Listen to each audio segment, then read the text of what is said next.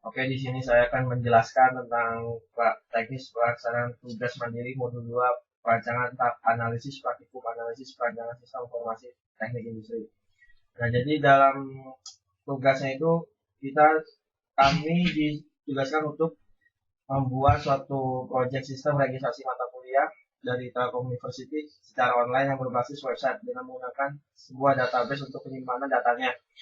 Nah, dalam website tersebut kita mengatur proses registrasi mata kuliah yang mewajibkan entitas mahasiswa untuk mengisi kuesioner terlebih dahulu sebelum melakukan penginputan mata kuliah.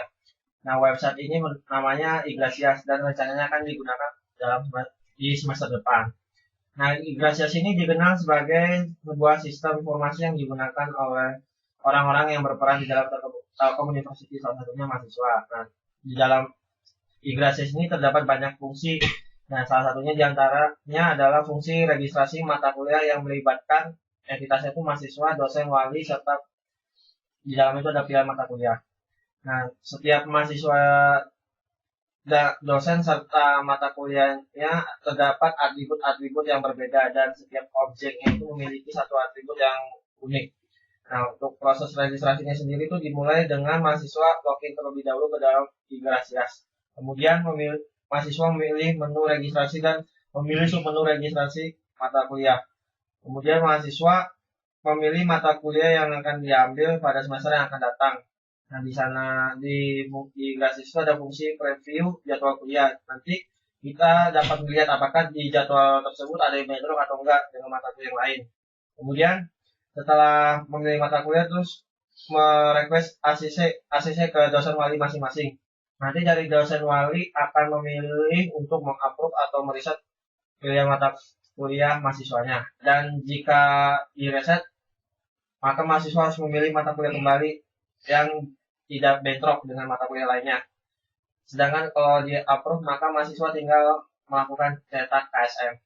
Nah, untuk keterangan tambahannya itu untuk entitas mahasiswa itu atributnya yaitu NIM, nama mahasiswa, program studi. Untuk entitas registrasi itu atributnya ID registrasi, periode registrasi. Untuk entitas mata kuliah atributnya itu ada kode mata kuliah, nama mata kuliah, SKS, sama periode. Untuk entitas approval itu ada atributnya ID approval sama status. Entitas dosennya itu terdiri atributnya ada NIP, nama dosen, bidang pengajaran, dan jenis dosen.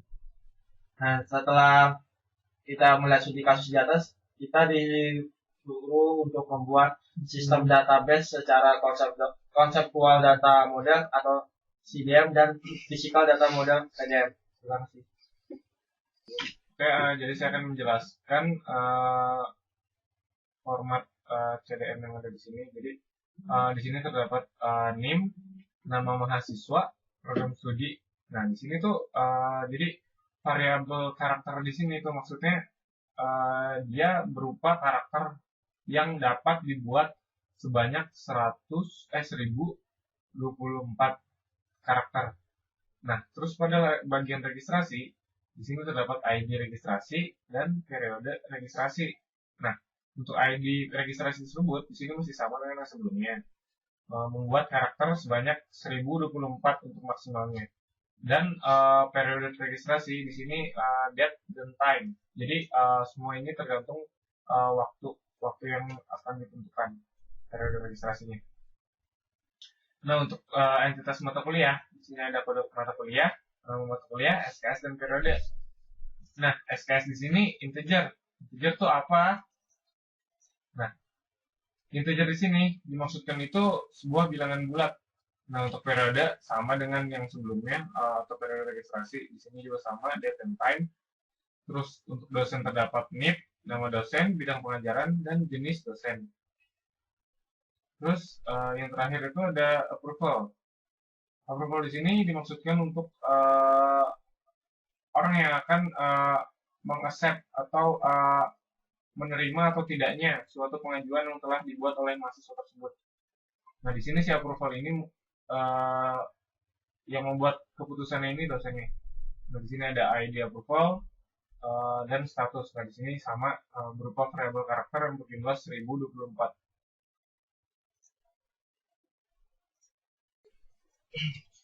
Ya, di sini saya akan ngejelasin physical diagramnya. Nah, di sini entitasnya itu ada 5 ya. Pertama ada mahasiswa, ada registrasi, ini aktivitas yang dilakukannya, ada mata kuliah, ada dosen, sama ada approval. Nah, setiap entitas ini memiliki atributnya masing-masing.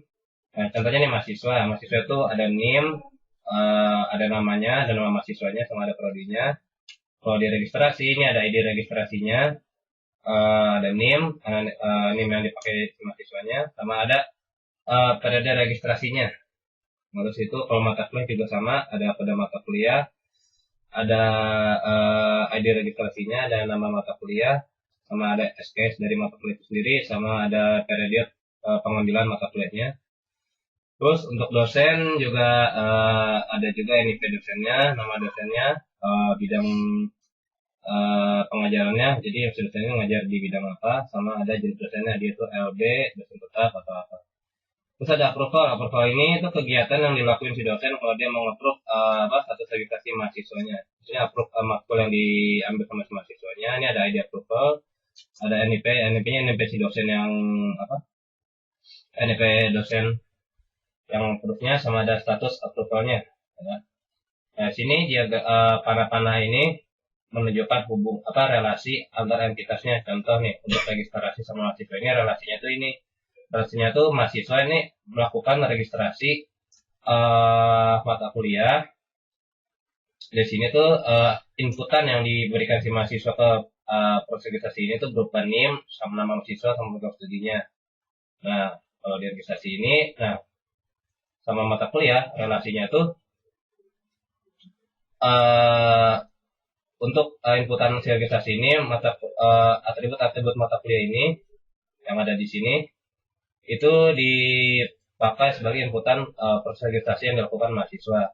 Nah, seperti periode registrasi ini adalah periode pengambilan mata kuliah si mahasiswa di semester berapa. Nah, setelah itu relasi antara dosen sama si mata kuliah ini adalah jadi inputan dari semua mata kuliah, inputan dari atribut-atribut mata kuliah ini diterima oleh dosen. Dosen melihat mata kuliah apa aja, list mata kuliah apa aja yang diambil sama mahasiswa. Nah, setelah itu dosen melakukan approval. Nah, relasinya itu ini, si approval ini adalah aktivitas yang dilakukan si dosen untuk menyetujui status pengambilan mata kuliah mahasiswa. Nah, dari sini approval ini akan menggambarkan status apa si mahasiswa ini sudah menyelesaikan proses registrasinya atau belum. Kalau sudah, maka akan diberikan status sudah di-approve sama dosen walinya. Ada sekian dari saya.